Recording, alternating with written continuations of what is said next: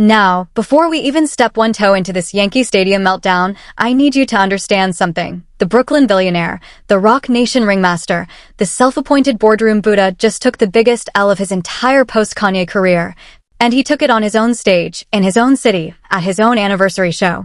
HOV is melting in real time. The Roc Nation Rollout Crew is scrambling like a fire drill. Target's PR team is probably drinking straight from the bottle right now, and with everything unraveling at the exact same moment. This video is about to go somewhere we have never gone before on this channel. So get ready. Leave a like. Subscribe if you're new. And I need you to say it with me right now, come on. Now, here's where it all falls apart. Yeah, you already know how this goes. And honestly, that might be the understatement of the entire summer, because what we are watching unfold with Shawn Corey Carter is not a bad news cycle. It's not a rough week. It's not a little PR bump in the road. This is a full-on structural collapse of a public image that took 30 years to construct, and it is happening in front of us in high definition. So sit down. Get comfortable. Because we're about to break this all the way down. Let me set the stage for you. It is July 2026. Kendrick is still lapping the industry 3 whole years after Not Like Us turned into the anthem of a generation.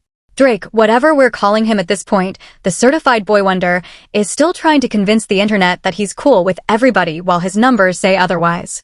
Nas is dropping in September. The Lox just announced a stadium run. Clips just gave the culture the album everybody said couldn't happen anymore.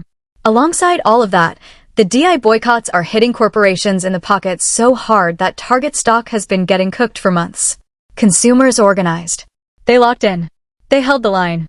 And on top of this, the hip-hop internet, the podcast circuit, the culture commentators, everyone is watching, everyone is paying attention, everyone is doing the math out loud. Meanwhile, the Brooklyn Boardroom Baron decides that this is the moment, the exact moment when the culture is at its most awake, its most organized, its most locked in to walk on a stage at Yankee Stadium and pick a fight with Colin Kaepernick.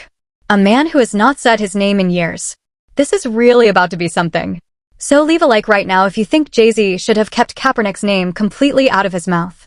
Leave another like if you think the entire Roc Nation Rollout Crew, the Yes Men, the Yes Women, the Yes Interns, and everyone else on that payroll should have talked him out of that freestyle. And leave one more like if you genuinely believe that somewhere in Yankee Stadium's tunnel that night, a Target employee in cargo shorts was standing there with a clipboard whispering, "You're doing great, sweetie. We are powered up. We are locked in. Let's get into it." Because here's what actually happened. On the opening night of his Reasonable Doubt 30th anniversary Yankee Stadium residency, HOV, unprompted, completely off script, pulled Colin Kaepernick's name out of the sky and started freestyling shots at him.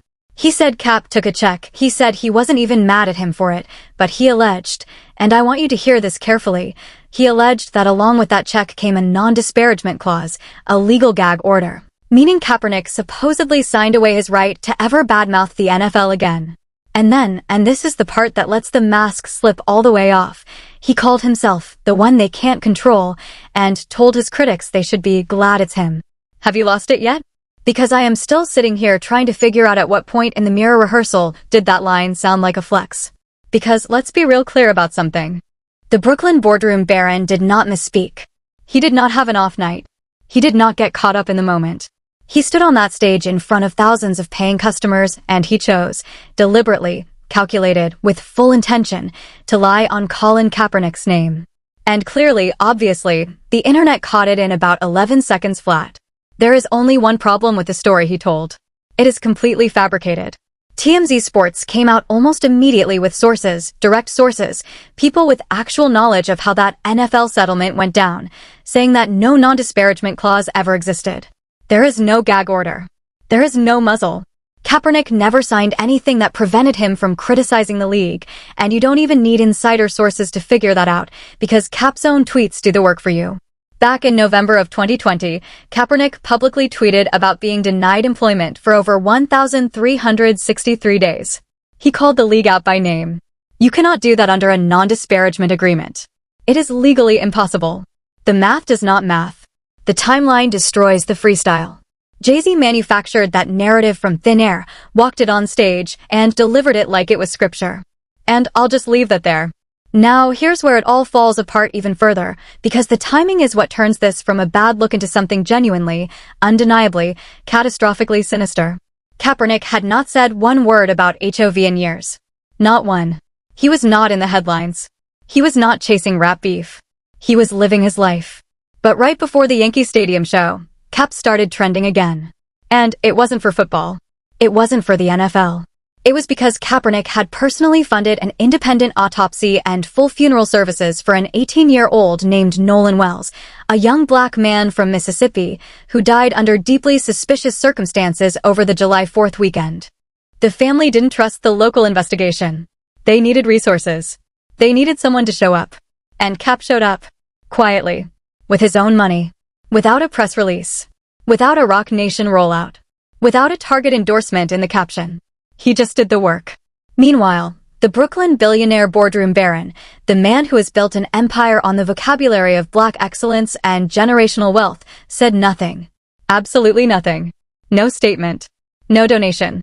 No call for transparency. No condolence to the family. Silence. And when the culture started celebrating Cap for actually doing what these billionaires only rap about, HOV apparently could not stomach it. So he walked on that stage, and he tried to tear the man down with a lie. That is not competition. That is envy in a fitted cap. That is jealousy wrapped in a champagne toast. And are you seeing this? Because my theories are getting more validated by the hour, just like so many other people who have been paying attention, while the delusional supporters online are still trying to spin this like it's a bar. It's not a bar. It's a confession.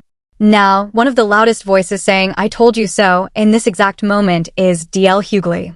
And before anybody in the comments tries to dismiss DL, understand, DL was early on this. When the whole Kaepernick NFL situation first blew up back in 2019 and the Brooklyn Boardroom Baron was busy positioning himself as the league's official cultural ambassador, DL Hughley stood up and called him what he saw. He said Jay-Z was functioning as a token black billionaire, one who served white corporate interests over black community interests, and that his role in that NFL deal wasn't cultural elevation, it was cultural sedation. A lot of people were not ready to hear that in 2019. A lot of people booed. A lot of people said DL was hating. A lot of people said he was jealous. But look at where we are standing right now, in July of 2026, and tell me DL wasn't reading the room 7 years early. Because here is the core thesis. Here is the argument. Here is what the internet is saying loud enough that even the delusional stands can hear it. Black billionaires, particularly the ones granted access to the highest boardrooms in this country, serve a very specific structural function for these corporations. They are the human shield. They are the face that gets put forward the moment the boycott starts biting, the moment the protest starts spreading, the moment the people start organizing with actual teeth.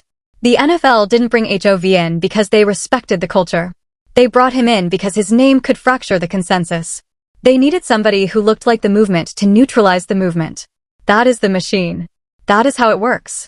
And clearly, obviously, Target ran the exact same play. They didn't approach HOV during an active DI boycott by accident. That was a precision move. And he walked right into position like he was auditioning for it. It's not the deals he made along the way. It's the friends. Actually, no. It's neither. It's the machinery. And he's a moving part. Now, if you're still watching this and you're a diehard HOV supporter, you're probably not going to want to be here after this next part, but I just want to talk to you person to person for a second. I really do. I want to be sincere with you. I want to meet you where you are. Actually, I'm lying. I'm not being sincere. I'm being honest, which is different, and I need you to hear the difference. Because self-respect, real self-respect, requires you to look at the evidence and update your priors. It requires boundaries. It requires self-care. It requires the ability to say, the man I defended for a decade might not actually deserve that defense in 2026. Ask yourself one simple question. If Jay-Z had a real answer for the Kaepernick situation, would he need to lie about it on a stadium stage? If the Target deal was actually righteous, would he need to compare himself to a single mother buying Pampers off Amazon? If the NFL partnership had actually moved the needle, would we still be having this same conversation 7 years later while Kaepernick is still out here paying for autopsies out of his own pocket? The cycle of broken promises and bait-and-switch tactics is documented. It's undeniable. It's the receipts. And silence is golden, but so are deals made with men of ill intent. Now, here's where it all falls apart on a whole different level, because we haven't even gotten to the deflection yet. During that same freestyle, The Brooklyn Boardroom Baron looked out at the crowd, looked into those cameras, and told everyday working people, the same people funding his ticket sales, the same people who bought Reasonable Doubt 30 years ago, that they were hypocrites for daring to question his Target deal. He pointed at anybody who has ever shopped on Amazon. He pointed at anybody who has ever posted on Instagram, because that's Meta. He pointed at anybody who has ever watched a YouTube video, because that's Google. He said, and I'm paraphrasing his own words, that if you use any of those platforms, you have no right to criticize his partnership choices. That is not a rebuttal. That is a confession. That is the sound of a billionaire realizing he can't win the argument on merit, so he tries to spread the guilt so thin that no criticism can stick to him personally.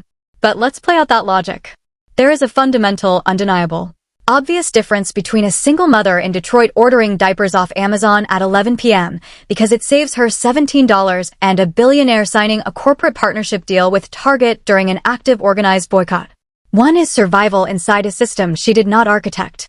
The other is a deliberate, financially motivated, brand-aligned choice made by a man with more generational wealth than most families will see across 10 lifetimes. To compare those two is dishonest. It's insulting. It's the most pathetic form of moral equivalence I've seen a billionaire attempt in years. And the culture saw right through it, which is why the ratio on that clip online has been catastrophic. It's why he's been trending for all the wrong reasons for 2 straight weeks. The people are not confused. They're just disappointed that it came from him. And now let's talk about the business layer, because this is where it gets even more embarrassing. From the business side, in terms of the label system, Roc Nation is not just a management company. It's a full-service machine embedded inside Live Nation Entertainment, one of the largest concert promoters on the planet. And when the original NFL deal went down, sources have alleged for years that Roc Nation was seeding negative stories about Kaepernick to friendly media outlets, essentially manufacturing the narrative that Cap didn't even want to play anymore.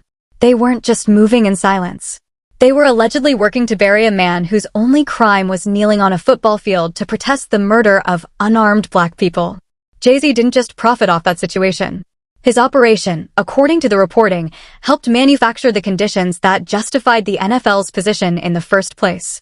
That's not entertainment. That's not business. That's coordinated character assassination dressed up as a partnership announcement.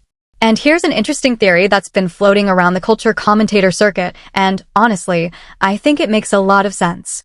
There's a growing argument that the Target partnership was never actually about Target. It was a leverage play. It was a signal to the rest of corporate America that the Brooklyn Boardroom Baron is available.